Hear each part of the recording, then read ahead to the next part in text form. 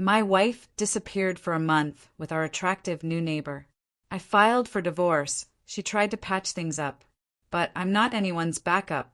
Can you imagine your partner, after years together, casually telling you they need a whole month to see if they like someone else better? Because that's exactly what my wife, Laura, did. And what happened next didn't just change everything. It blew my entire world apart, then rebuilt it stronger than I ever thought possible.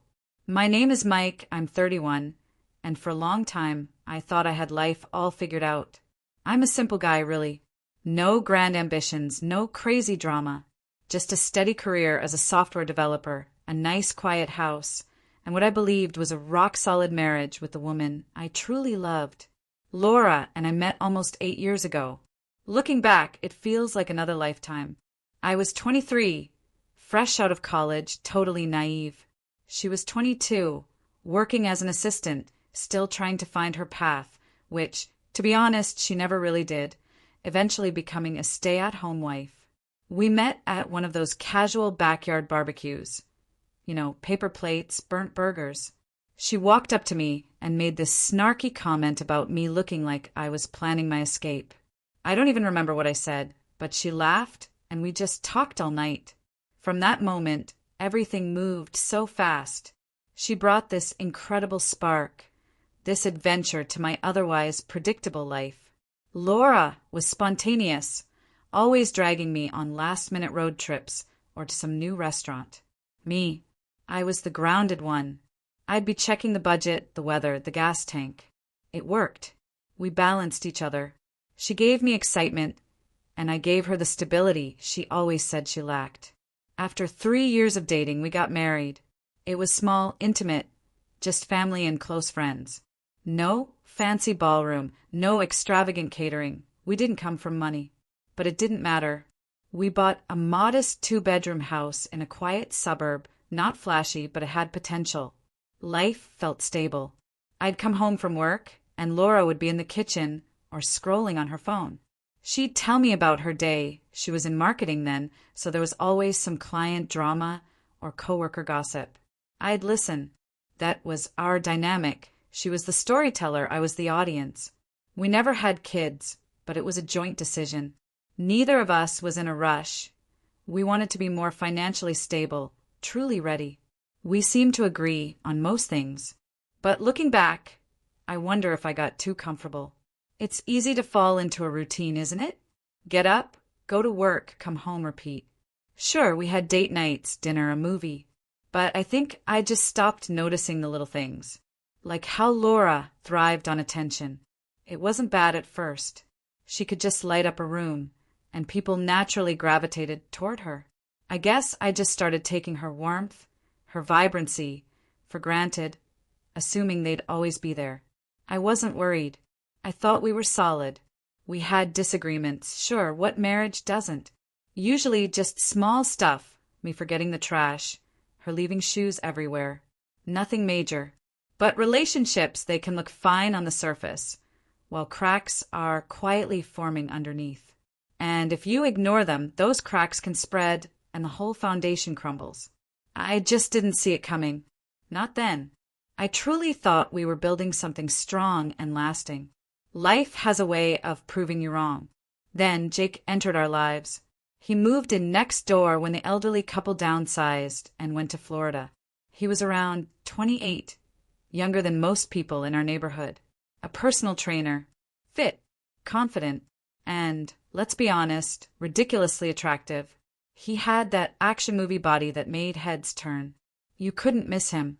He was always outside, washing his car, mowing the lawn, putting up a pull-up bar.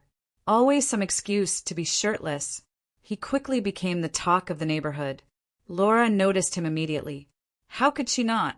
We first met Jake when he came over to introduce himself one Saturday morning. We were in the yard. He was charming, the kind of guy who could win anyone over. Laura struck up a conversation with him instantly. Where was he from? What did he do? How did he like the neighborhood? I remember just standing there, smiling and nodding, barely getting a word in while they chatted like old friends. At the time, I didn't think anything of it. Laura was outgoing. She'd talk to anyone. The mailman, the guy at the hardware store. Her interest in Jake didn't seem unusual. But looking back, I can see the subtle shifts, the slow drip that started after that day. It began with casual talks. Laura always found a reason to be outside when Jake was. At first, it was small things, getting the mail, watering plants, taking out the trash.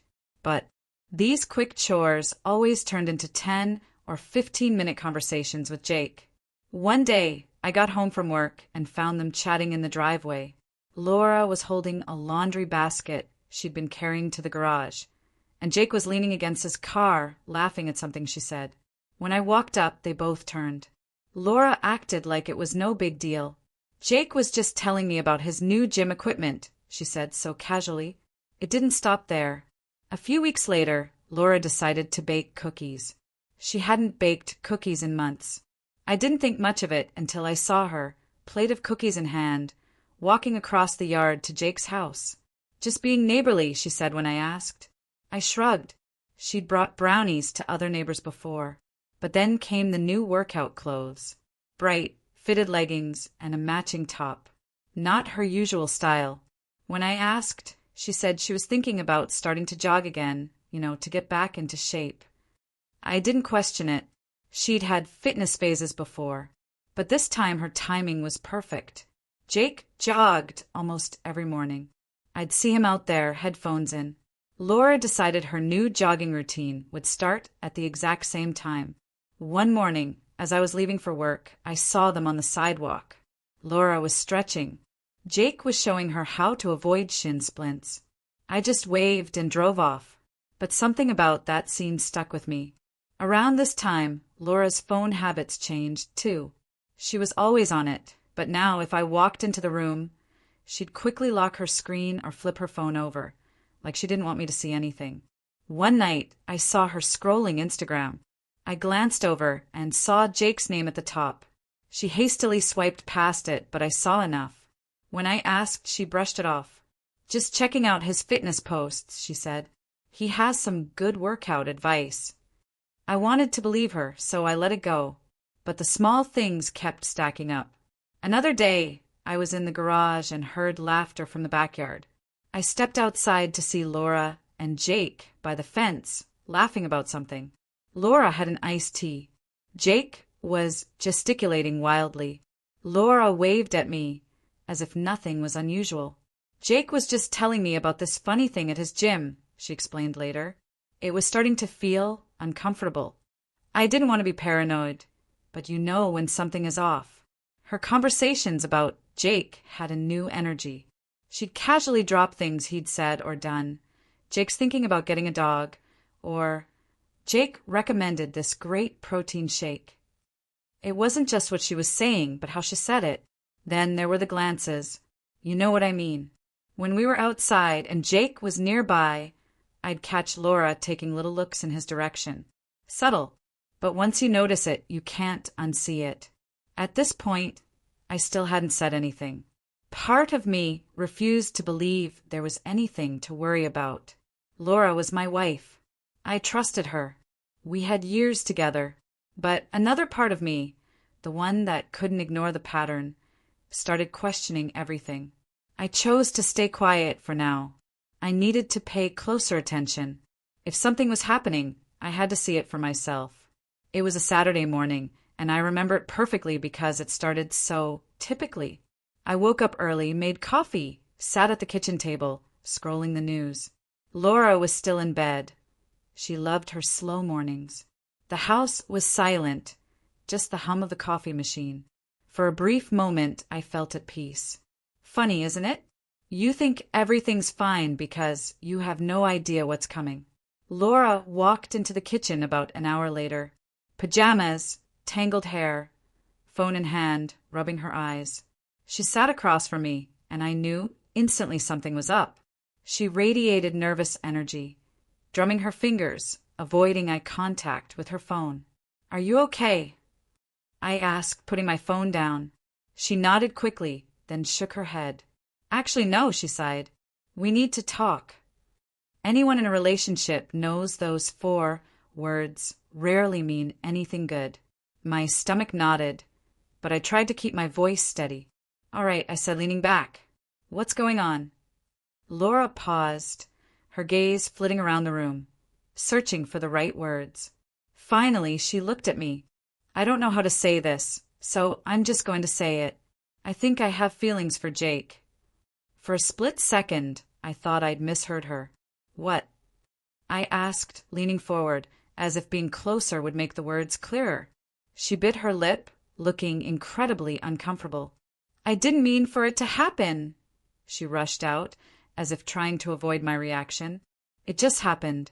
I've been spending time with Jake, and I feel this connection, and now I'm confused."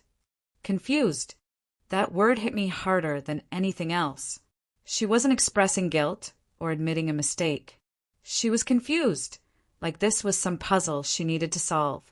I just stared at her, trying to process it. My thoughts raced. Is she leaving? Does she want a divorce? Is she confessing and hoping to move on? I couldn't tell. That made it worse. "So what does this mean?" I finally managed. "Are you saying you're done with us?" Laura shook her head rapidly. "No, not necessarily," she replied. I don't know what I want right now. I love you, Mike, I do. But I can't stop thinking about him. And I need to figure out what these feelings mean." It felt like the floor had been ripped out from under me. Years. A life built together. And now she wasn't sure she wanted it anymore. It was surreal. I took a deep breath, trying to keep my voice steady. "So, what are you saying? You want to take a break?" She hesitated, then nodded. "Kind of," she said. "I need time to figure things out. I was thinking maybe I could take a month. Spend some time with Jake. See if there's something real there. If it doesn't work out, then we can focus on us." I blinked, stunned. The sheer audacity of it. "You're serious?" I asked. It wasn't even a question. Laura nodded, her eyes pleading. "I know it sounds crazy, but I don't want to throw away what we have without being sure. I don't want to live with regrets, you know." Regrets. The word hung in the air like a poison dart. She was talking about her regrets, as if she was the one putting everything on the line, as if my feelings were secondary to her life-altering decisions. I sat there, a simmering mix of rage and disbelief boiling beneath my skin. Part of me wanted to scream at her, call her selfish. But another part, the calmer, more calculated side, decided to stay silent. Let her dig her own hole. "All right," I murmured, leaning back in my chair. Laura blinked, clearly taken aback. "Wait, really?" "Sure," I replied, shrugging, as if it was no big deal. "If you think that's what you need, go ahead." Her expression flickered, as if she couldn't tell if I was serious or mocking. "I just think it's the best way to figure out where my heart is," she admitted cautiously. "Sure," I said again. "Do what you need to do." Inside, I was already done. The moment she said she wanted a month with another man, a switch flipped in my brain. But I wasn't going to show my cards yet. If she was willing to gamble our marriage for a dream with a neighbor, I wanted to see how far she'd go. Laura let out a relieved sigh, as if I'd just given her permission to do something heroic. "Thank you," she said, reaching across the table to touch my hand. "I know this is a lot to ask, but I really believe it's the right thing for us." I stood up, grabbed my coffee mug, pulling my hand away. "Sure," I repeated, my voice flat. "If that's what you need." She didn't say anything else. She just sat there, probably trying to figure out why I wasn't arguing, why I wasn't fighting. But inside, I was already planning. Laura spent the next few days packing a small bag. She told me she'd be staying with Jake, making it sound so casual, like a temporary arrangement. She didn't seem to notice that I wasn't asking questions or showing any resistance. When she left, the house felt different. Not empty, not sad, but quieter, as if someone had turned down the volume on my life. I stood in the living room after she walked out, her duffel bag slung over her shoulder, and stared at the door. I expected to feel angry or heartbroken, but all I felt was a peculiar peace, as if the suffocating weight of pretending everything was fine had finally been lifted. I walked into the kitchen, poured myself a glass of water, and just stood there, trying to grasp what had just happened. My wife, the woman I'd spent years with, the one I expected to grow old with, had gone off to figure things out with the guy next door. If it hadn't been my life, I would have thought it was some insane TV drama. The first few days were odd. I started noticing the little things she'd left behind. Her favorite mug on the counter, a pair of shoes by the door, a blanket on the couch. I thought about moving them, but decided against it. Not because I missed her, but because I didn't want to waste the energy. I poured myself into work, taking on extra projects, staying late. Not because I had to, but because I didn't want to go home to an empty house. When I wasn't working, I was at the gym. I'd never been a regular, but there was something satisfying about pushing myself physically, like I could sweat out all the stress. Friends started noticing. A few asked why Laura wasn't around.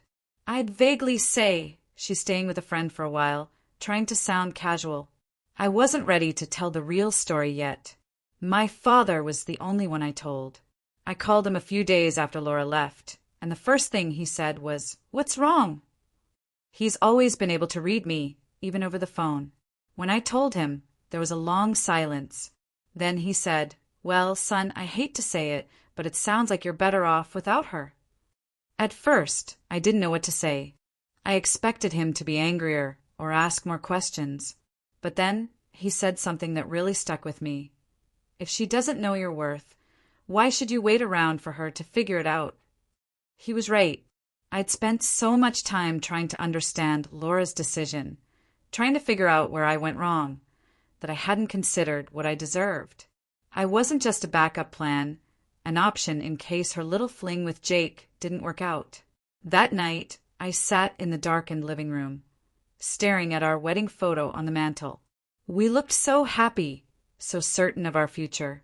Now, it just felt like a monument to everything that had gone wrong. By the end of the week, I had made my decision.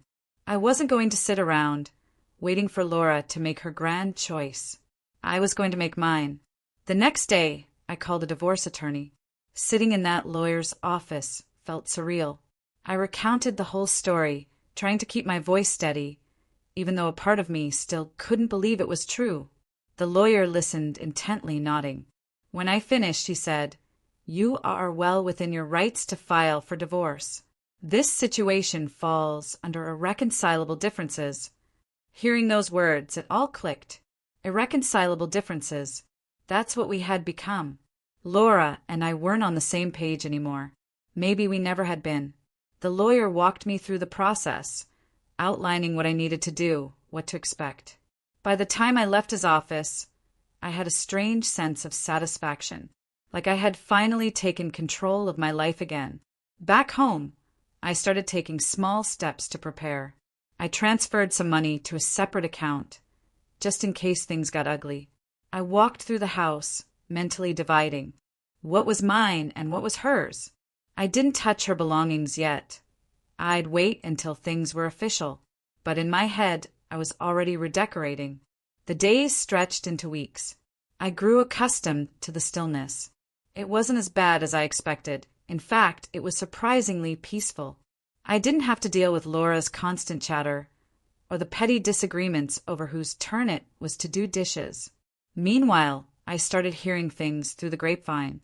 A neighbor reported seeing Laura and Jake at the park, looking very cozy. Another claimed to have seen them at a downtown cafe.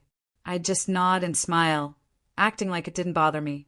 But inside, I felt a mix of rage and pity. Rage because she had thrown away everything we had for a fling with a guy who probably wouldn't stick around. Pity because I knew it wasn't going to end well for her. Jake wasn't the settling down type, and Laura was about to find that out the hard way. By the third week, I'd stopped checking my phone for Laura's texts. I figured if she wanted to communicate, she'd reach out. But I wasn't holding my breath. I was done waiting. One night, while cleaning out the garage, I found a box of old photos from when Laura and I first met. For a brief moment, I felt a pang of sadness, remembering how happy we'd been. But then I remembered all the subtle red flags I'd ignored over the years, All the times I'd prioritized her needs over mine without even realizing it. I closed the box and moved it away. I didn't need those memories. Laura decided to make her spectacular reappearance almost exactly a month later. I hadn't heard much from her during her little trial with Jake. The few texts she sent were vague at best. Hope you're doing okay, or we'll chat when I get back. She didn't even try to keep me updated, or pretend she was conflicted. It was like she'd already dismissed me as Plan B. By this point, I honestly didn't care. I wasn't pacing the house, wondering what she and Jake were doing. I had filed for divorce. My lawyer was already drafting the paperwork. As far as I was concerned, the marriage was over. But I didn't tell her that yet. When she walked through the door, nothing seemed to have changed, at least for her. Her bag was slung over her shoulder. Her hair was nicely done. And she had this confident expression, like she'd just returned from a trip and expected me to roll out the red carpet. "Hey," she said, dropping her luggage by the door. "I'm back." I was on the couch, scrolling through channels, barely looking up. "Welcome back," I murmured, my tone neutral. She paused, clearly expecting more of a reaction. When I didn't jump up or ask how it went, she walked over and perched on the arm of the couch. "We should talk," she said, quietly, carefully. I turned to face her, muting the TV. "All right," I replied, crossing my arms. "Talk." Laura smiled. That forced smile she used when she was trying to fix things. "I've done a lot of thinking," she told me. "And I've realized some things. About myself, about us, about what I want." I just nodded, waiting. She took a deep breath, like she was about to deliver an impassioned speech. "I care about you, Mike, I really do. And I think we can work through this. I think we can rebuild what we have." "Rebuild?" She said it like it was as simple as fixing a leaky faucet. I didn't say anything, just looked at her, letting her fill the silence. She seemed confused by my lack of reaction, but she pressed on. "Jake's a great guy," she remarked, and I had to bite my tongue to keep from laughing at how casually she mentioned him. But I realized he's not what I need. He's fun, sure, but he's immature. He doesn't have the stability that you have. And I think I was just caught up in the excitement of it all. There it was, her big revelation. She tried out the shiny new toy and decided she liked the old one better. "Uh-huh," I replied, my voice chillingly cool. Laura blinked, as if she expected a more emotional response. "I know I've hurt you," she murmured, reaching out and touching my arm. "But I really believe we can get past this. We've been through so much together, Mike. We have history. That's not something you just throw away." I let her continue. I let her unload all her perfectly rehearsed lines about love, forgiveness, and starting over. When she finished, I stood up and walked to the kitchen counter. I unlocked a drawer, pulled out the divorce papers my lawyer had sent, and placed them on the table in front of her. "What's this?" she asked, her smile fading. "Divorce papers," I explained simply. Her face went pale. "You're kidding," she exclaimed, letting out a frightened laugh. "Nope," I replied, leaning against the counter, arms folded. "I'm not kidding." For a moment, she just stared at the papers, as if she couldn't comprehend them. Then she looked up at me, her eyes wide. "You're divorcing me?" "Yeah," I said, my voice steady. "I'm not interested in being your second choice, Laura." Her face went from shock to pure fury in an instant. "Second choice," she demanded. "That's not what this is." I was confused, Mike. I needed time to figure things out. "And in the process, you decided to test the waters with another man," I added calmly. "You left. You walked out on our marriage. And now you're back because it didn't work out with him. Do you honestly think I'm just going to take you back like nothing happened?" Laura opened her mouth to argue, then closed it again, her face reddening. "It's not like that," she stammered, her voice quivering. "I was trying to do the right thing. I didn't want to stay and resent you. I thought—" She trailed off, her gaze darting around the room. "You thought you could have it both ways," I finished for her. She stood up, crossing her arms. You're making a mistake, Mike. We can fix this. I know we can. No, I replied firmly. We can't. You made your choice, and now I'm making mine. She looked like she was about to cry, but I didn't let it affect me. My mind was made up. The rest of the conversation was a blur. She tried to argue, to guilt-trip me into changing my mind.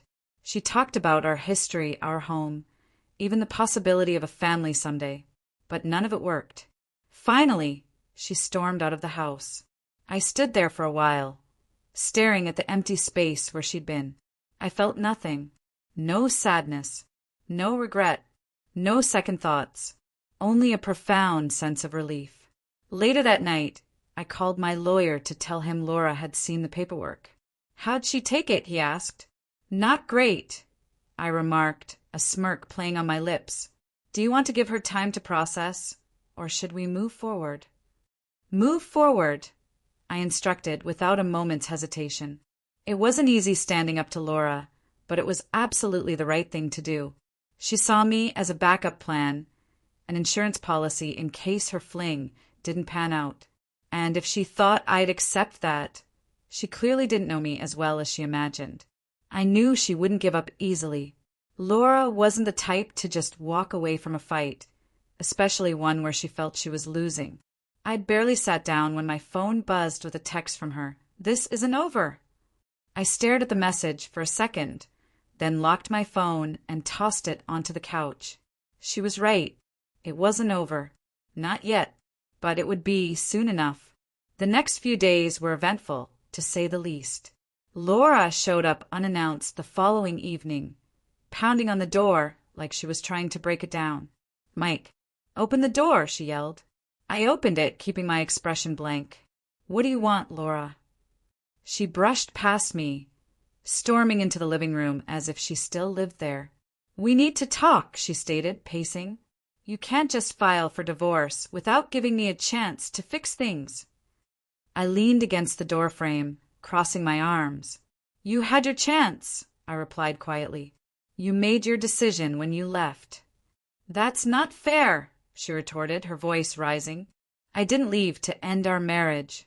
I left to figure things out, to make sure I wasn't making a mistake by staying. I couldn't help but let out a dry laugh. And in doing that, you proved you didn't value what we had. You don't test a marriage by running off to someone else, Laura. That's not how it works. She paused her pacing, turning to face me, her eyes blazing with frustration. I was confused, she said, her voice shaking. I didn't know what I wanted. But I know now. I want us, Mike. I want to fix this. Too late, I replied, my tone firm. You don't get to come back now, just because things didn't work out with Jake. Her face contorted in rage, and she pointed a finger at me. You're being petty, she yelled. You're throwing away everything we built over one mistake. I shook my head, maintaining my composure. It wasn't just one mistake, Laura. It was a series of choices. You chose to flirt with Jake, you chose to prioritize your feelings for him over our marriage, and then you chose to leave. Those weren't accidents. They were decisions.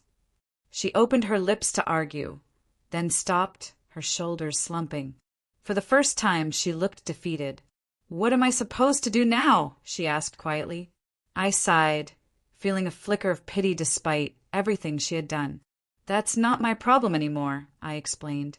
You made your choices. Now you have to live with them.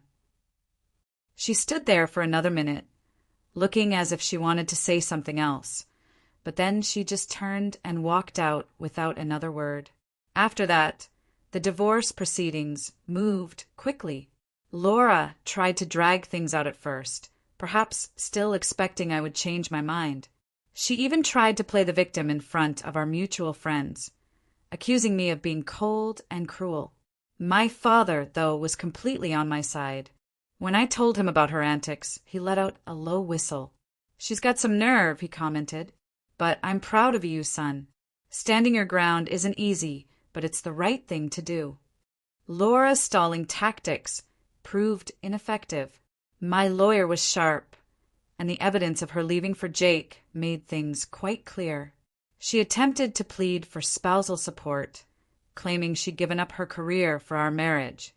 But the judge didn't buy it. Finally, we reached a reasonable settlement. She received a modest sum of money and some of the furniture she'd chosen, but I kept the house and the majority of my savings. It wasn't perfect, but it was better than I'd anticipated. The final hearing was bittersweet. Sitting in that courtroom, signing the documents that would officially end our marriage, felt strange. I glanced across at Laura a few times. She looked utterly exhausted, as if she hadn't slept in days. Her lawyer handed her a pen, and for a brief moment I thought she wasn't going to sign. But eventually, she scribbled her name at the bottom of the page, completing the transaction. After the hearing, she approached me in the hallway. "Mike," she spoke softly, just above a whisper. "I'm sorry for everything." I stared at her, hoping to recognize the person I'd fallen in love with all those years ago. But all I saw was someone I used to know. "I know you are," I replied, my voice flat. "But sorry doesn't fix this." Her eyes welled up with tears, and she reached out to hug me, but I gently pulled away. "Take care of yourself, Laura," I whispered, and then I walked away. Occasionally, I'd hear tidbits about Laura through the grapevine. Jake, predictably, moved on to someone else shortly after she returned to me. According to a mutual friend, she was currently living with a relative, trying to figure out her next steps. I didn't feel satisfied hearing about her problems, but I didn't feel sorry for her either. She had made her decisions, and now she was dealing with the consequences. One day, I even ran into her at the supermarket. We locked eyes briefly, and I could see the remorse written all over her face. She gave me a little, hesitant wave, but I simply nodded and moved past. There was nothing more to say. Looking back, I don't regret how I handled things. Laura truly believed she could have it both ways. She thought she could go pursue her feelings for someone else, then just waltz back to me if it didn't work out. But life doesn't operate like that. I've learned so much about myself through this whole messy process. I realize now that I deserve someone who cherishes me, someone who doesn't see me as a last resort. And if that person is out there, fantastic. If not, that's okay too. For now, my main goal is to rebuild my life on my own terms. Laura's little trial run with Jake may have been her way of gaining clarity, but it was a wake-up call I didn't realize I needed. So, tell me, what would you have done in my place? Have you ever had to stand up for yourself when someone treated you like a backup plan? Drop a comment below. I really want to hear your thoughts.